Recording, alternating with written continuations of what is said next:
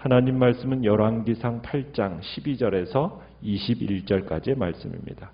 열왕기상 8장 12절에서 21절입니다.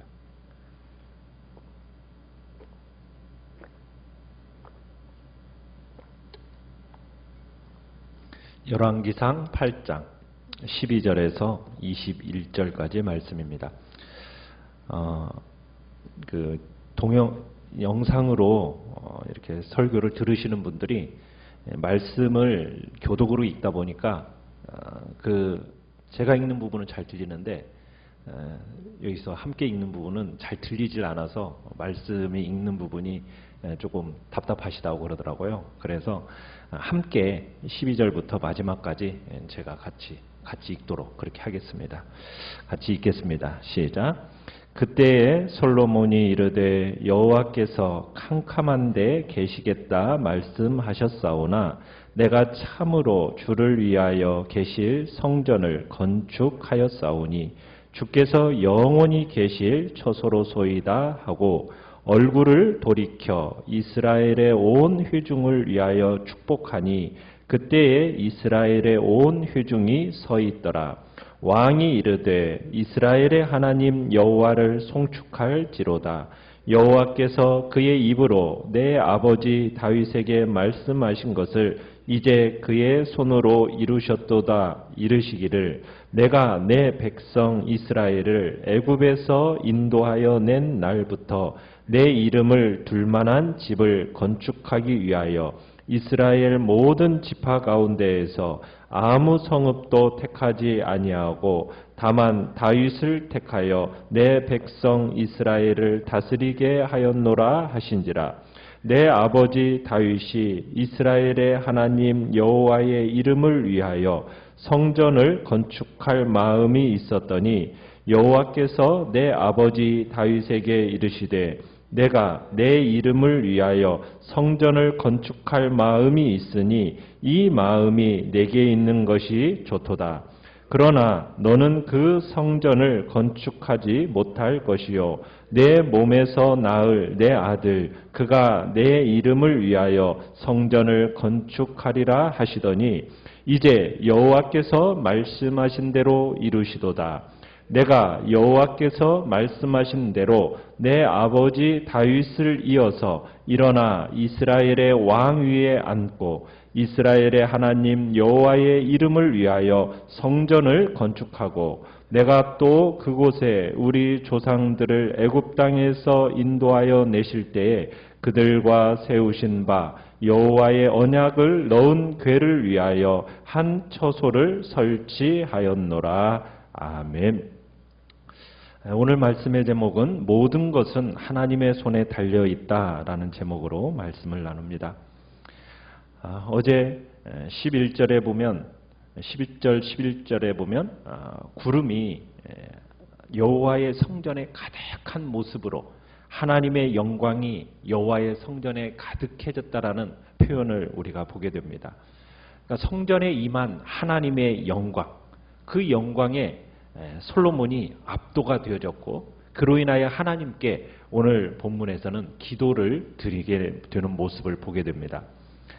12절에서는 이런 표현을 쓰고 있어요. 여호와께서 캄캄한 데 계시겠다 말씀하셨사오니, 그러니까 하나님은 인간이 그분을 볼 수 없도록 캄캄한 진한 구름 속에 계신다라는 어떤 그런 표현을 지금 쓰고 있는 겁니다. 어떻게 보면 하나님의 신비로움을 강조하는 이미지라고 할 수가 있습니다.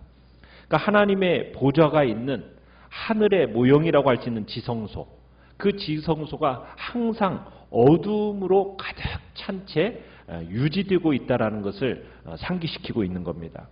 그러니까 솔로몬은 이처럼 어두운 구름 속에 거하시는 하나님께 자신이 건축한 성전에 임하시기를 간구하고 있습니다. 13절에 그러죠. 주를 위하여 계실 성전을 건축했다라는 겁니다. 주님께서 영원히 계실 처소라는 겁니다. 그래서 이 건축한 성전에 하나님께서 임하여 달라고, 주의 백성 중에 거하시겠다는 하나님의 임재를 성전을 통해 보고 경험하고 싶은 그 열망, 그 열망 속에서 지금 이런 기도를 하나님 앞에 올려드리고 있는 겁니다. 자, 이렇게 하나님의 임재, 그분의 임재를 바라는 기도를 이렇게 솔로몬이 드린 후에 이제 14절에 보면 백성에게로 돌이켜서 그들을 축복하고는 말을 이제 시작을 합니다. 이제 무엇보다도 이 성전의 완공과 이 헌당식이 하나님의 이스라엘을 향한 지속적인 사랑의 일부라는 것을 이제 선언을 합니다. 성전은 이스라엘의 하나님을 위해서 드리는 헌물이 아닙니다.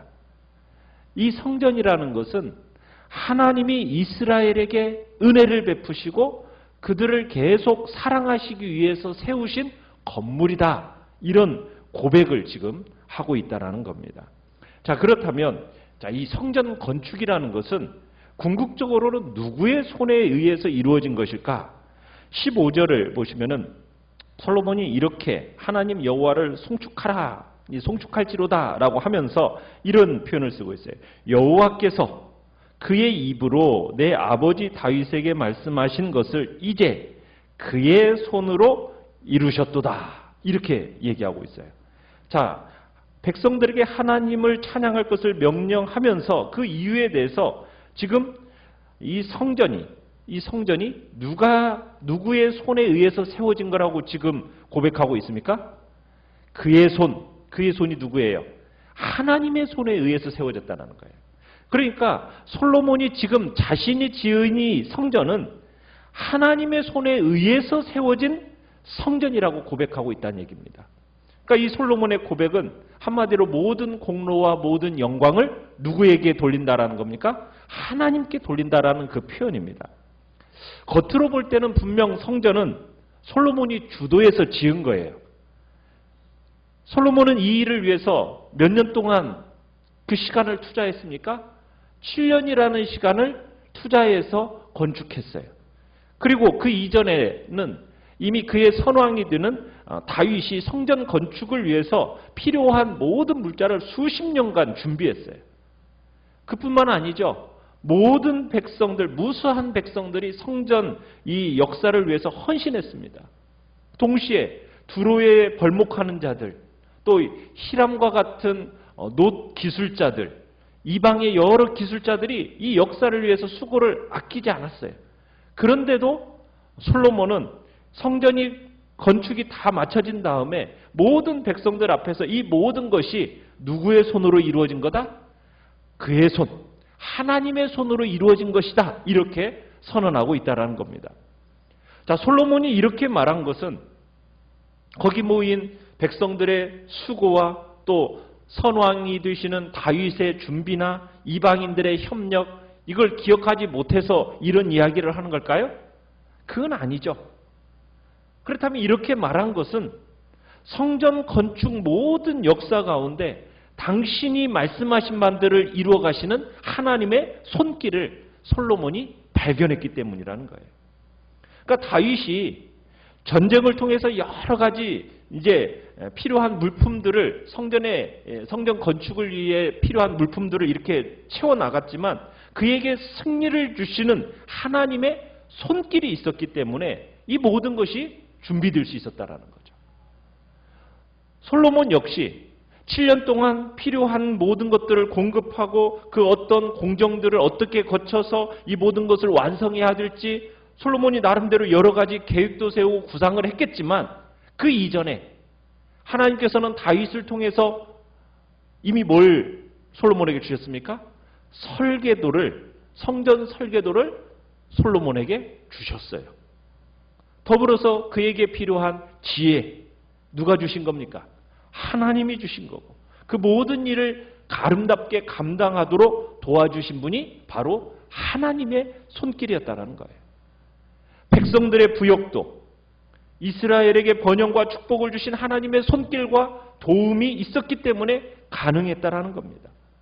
두로왕 히람의 협력도 마찬가지죠. 하나님의 도우시는 손길이 있었기 때문에 그가 기꺼운 마음으로 백향목과 여러 관련된 것들을 충분히 주었다는 얘기입니다. 그래서 솔로몬은 하나님께 돌리는 이 모든 영광은 마땅히 돌려야 할 영광, 하나님께 돌린 것이다. 지금 이렇게 고백하고 있다는 얘기입니다. 자, 그러면서 16절부터는 솔로몬은 자신이 성전 건축하게 된 경위에 대해서 설명을 합니다. 모든 지파 가운데 다만 16절에 보면 누구를 선택했대요? 다윗을 택하여, 이렇게 얘기하고 있어요. 다른 성읍도 택하지 않고 다만 다윗을 택하여. 그 다음에 19절로 가보시면요, 이렇게 얘기하고 있죠. 그러나 너는 그 성전을 건축하지 못할 것이요 내 몸에서 낳을 내 아들 그가 내 이름을 위하여 성전을 건축하리라. 다윗은 성전 건축을 간절히 원했어요. 그러나 하나님은 허락하지 않으셨습니다. 하나님께서 다윗을 이어 왕위에 오를 자를 통해서 성전을 짓겠다, 이렇게 약속을 하셨는데 마침내 솔로몬 자신에게서 이것이 성취되었다라는 것을 밝히고서는 하나님의 그 신실하심을 선포하고 있는 것입니다. 성전 완공이 이날까지 지체된 것은 다 하나님의 계획과 하나님의 뜻에 의한 것이었음을 이야기하고 있는 겁니다. 그러니까 하나님의 모든 역사에는 적절한 때가 있다라는 거예요. 그렇기 때문에 결코 인간의 의지만으로 이뤄낼 수 있는 게 아닙니다. 그러니까 하나님의 일이라는 것은 때가 있는 거예요. 적절한 때. 그러니까 하나님께서는 이 솔로몬의 시기가 적절한 때라는 것을 하나님은 아셨기 때문에 하나님이 이 일을 하신 거예요. 그래서 지금 솔로몬이 이 봉헌사를 통해서 인간의 역사를 친히 주장하셔서 당신의 계획을 당신의 뜻대로 이루어가시는 그 하나님의 주권적인 섭리를 노래하고 있는 겁니다. 우리는요, 일을 막으시는 분도 누구입니까? 하나님이시고 일을 이루시는 분도 하나님이십니다.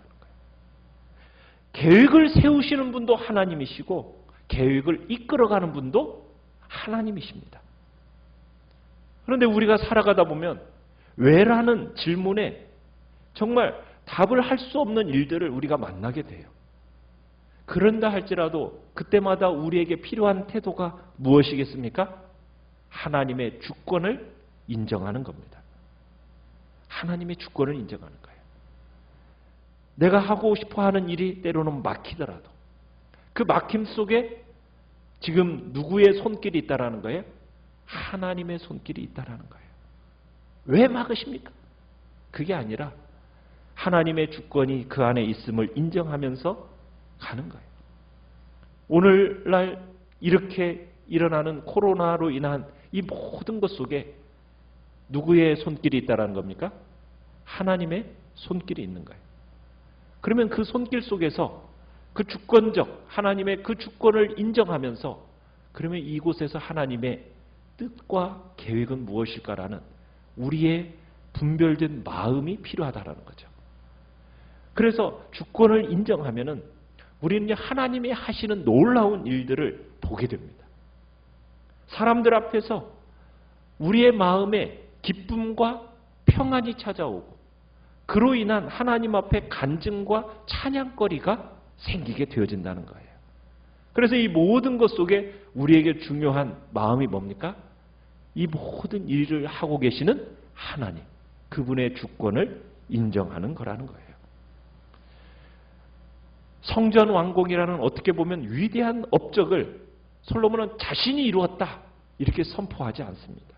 누가 이루었다고요? 하나님이 이루셨다. 이런 겸손한 고백, 이게 중요한 거예요. 우리가 하나님의 역사를 위해서 아무리 많은 수고를 하고 큰 일을 이루었다 할지라도 거기서 우리는 하나님의 손길을 배제해서는 안 되는 겁니다. 하나님의 도우시는 손길을 배제하고 자기의 업적만을 강조하게 된다면 하나님의 영광을 가로채는 배은망덕한 일이 된다는 거죠. 뿐만 아니라 스스로를 교만의 그 함정에 빠뜨리게 되는 것입니다. 그래서 바울 사도가 자기가 감당했던 그 모든 사역들을 회상하면서 그토록 많은 수고를 감당해내면서 아름다운 역사를 이루어내고서 뭐라고 고백을 합니까? 고린도전서 15장 10절에 내가 모든 사도보다 더 많이 수고하였으나 내가 아니요 오직 나와 함께 하신 하나님의 은혜로다. 그러니까 하나님의 은혜를 강조하고 하나님께 모든 영광을 돌리고 있는 것입니다. 하나님은 하나님의 은혜가 아니라면 자신은 아무것도 하지 못했을 거라고 사도 바울은 고백하고 있는 거예요. 하나님은 당신을 인정하는 자를 인정하시는 겁니다. 하나님은 자기를 낮추고 하나님을 높이고 마땅히 돌려야 할 영광을 하나님께 돌리는 자를 더욱 영광스럽고 높은 자리에 세워주십니다. 그러므로 우리가 정말 이 모든 삶과 모든 일 속에 무엇을 의지해야 되겠습니까? 하나님의 손길을 의지하고 그리고 하나님의 그 놀라우신 손길을 인정하면서 그리고 선한 하나님의 아름다운 역사를 낼 수 있기를 우리는 기도해야 되는 거죠. 그런 사람들의 손에 하나님께서는 더 큰 축복의 사역들을 맡겨 주시는 것입니다. 오늘 주님 앞에서 정말 하나님의 주권을 인정해야 할 영역은 무엇인가 한번 돌이켜 보시면서 내 인생의 주인신 하나님께 내 모든 진로를 주님 앞에 맡기고 하나님의 뜻대로 인도해 달라고 이 시간 주님 앞에 기도하며 나가시길 바랍니다. 하나님 앞에서 주님 앞에 모든 것이 하나님의 손에 달려 있음을 고백하고 주권을 인정하시면서 또 주님 앞에 우리의 오늘 하루의 삶을 온전히 맡기는 복된 은혜가 있기를 간절히 축원합니다.